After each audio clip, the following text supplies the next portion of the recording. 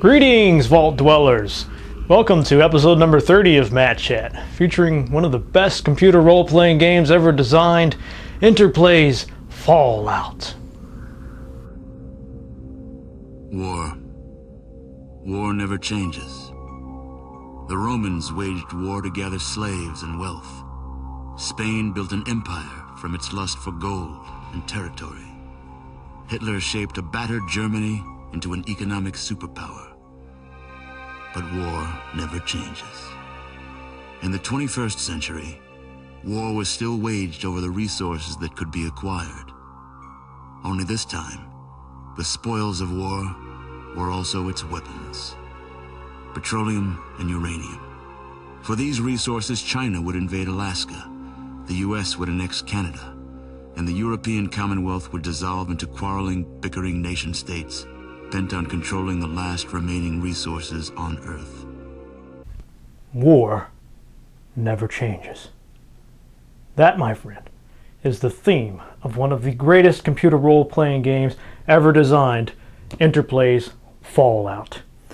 Fallout was released in 1997, and believe it or not, it wasn't a big hit when it first came out. The team had spent so much money over almost a 4-year development cycle, they couldn't afford to properly market and advertise this game. So it wasn't as big of a hit as they wanted it to be. It did okay, but it wasn't until the word of mouth started to get around, the critics picked this up and they were praising it in the magazines, that when Interplay released the sequel in 1998, they finally got the financial rewards that they deserved.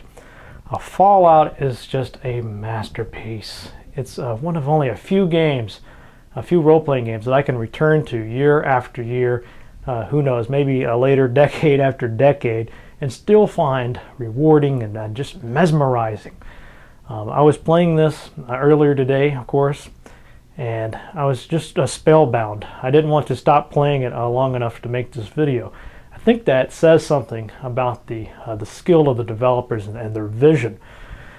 Interplay, of course, in 1988 they had released another classic role-playing game called Wasteland.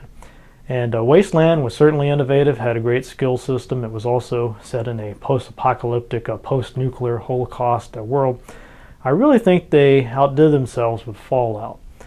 This game has a wonderful game world. It's just a wonderful atmosphere. It's very haunting. This is a game that you will remember for years after you've played it. I was amazed how much I remembered, but also just this game will haunt you. You'll have dreams about this game if if you have any imagination.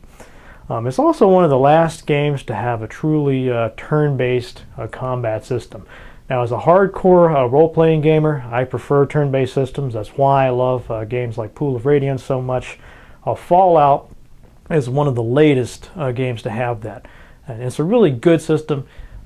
But they've gone beyond that with a very sophisticated, I don't want to say complicated, it's not necessarily complex, but very sophisticated leveling system with perks and skills and traits. It's a lot of fun. It gives you a lot of different ways to develop your character. Anyway, we've got a lot to cover here, so we need to get into the game. So without further ado, let's play Fallout. Like any role-playing game, a big part of the fun is going to be creating or customizing or developing your character. Fallout gives you 3 basic templates or pre-made characters. You have Max Stone here, sort of big, stupid guy. You have Natalia, the sexy rogue, and Albert, the smooth-talking guy who's can talk his way out of a situation. Now, you can modify these characters if you want, or even create your own from scratch. Now you'll notice in the top left we have special. Those are your stats, strength and endurance and so on. Fairly typical for role-playing games. What sets the game apart, though, are these skills. These will let you customize your character in other ways, such as focus on certain weapons, the ability to pick locks, to gamble better, to get a better deal when you're in trade. You can work with computers, you can repair things, you can apply first aid to yourself. There's lots of really cool skills that you can pick up and develop during the course of the game. Now, my favorite part of the character creation process are these optional traits, and these all make your character flawed in some way, but also have a certain advantage. So it really creates for some interesting scenarios. And a lot of people that play role-playing games, they always want the best possible character, but it's often more fun to play with a flawed character. That makes the game a lot more interesting. You're here. Good. We've got a problem. A big one. The controller chip for our water purification system has given up the ghost. Can't make another one, and the process is too complicated for a workaround system. Simply put, we're running out of drinking water. No water, no vault. This is crucial to our survival. And frankly, I think you're the only hope we have. You need to go find us another controller chip. We estimate we have 4 to 5 months before the vault runs out of water. We need that chip. We marked your map with the location of another vault. Not a bad place to start, I think. Look, just be safe. Okay? Needless to say, we are not going to stay safe. Far from it, we will have our lives endangered by radiated, mutated rats a few feet away from the exit. But at least somebody was courteous enough to die right outside the exit, so I can pick up a few bullets and a few supplies. I did wonder, who was this guy? That's just one of many mysteries to ponder as you explore the caverns immediately surrounding the vault. Now, you have a choice of weapons. I opted for the pistol.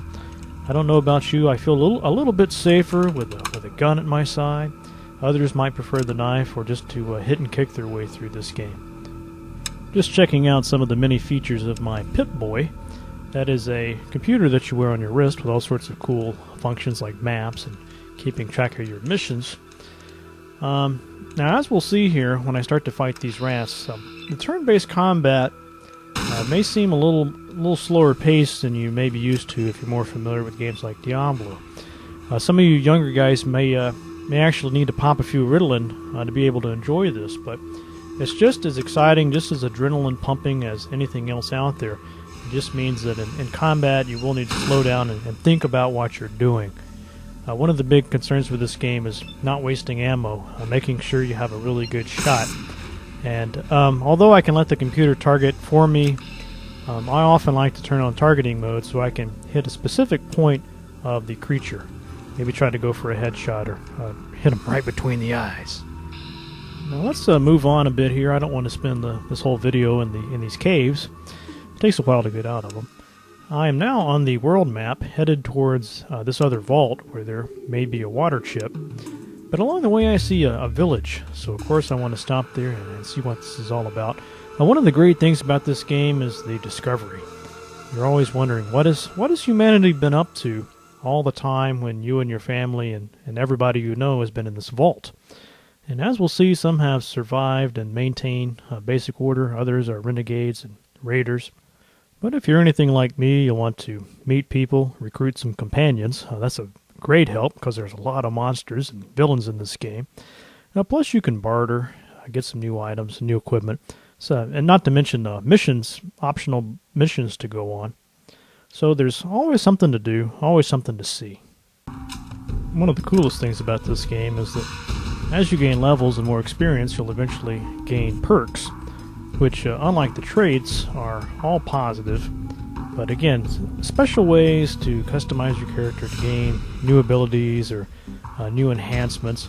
So really the replay value of this game is phenomenally high because you can create so many different kinds of characters. Obviously I won't be able to cover everything I wanted to, but I just noticed that you can pick up the whole Fallout Trilogy for only $20. I think it'd be a great investment for you. Play one of the greatest role-playing games of all time. I was afraid that you were gone and I wasn't going to get a chance to thank you for rescuing me. Oh, that was great! Action, adventure! Anyway, if there's anything that I can do for you, you just ask. That's all for this week's Matt Chat. Hope you enjoyed it. I think I'm going to go whip up a little desert salad, maybe a few mushroom clouds. Hold up there, dog meat. See you next week.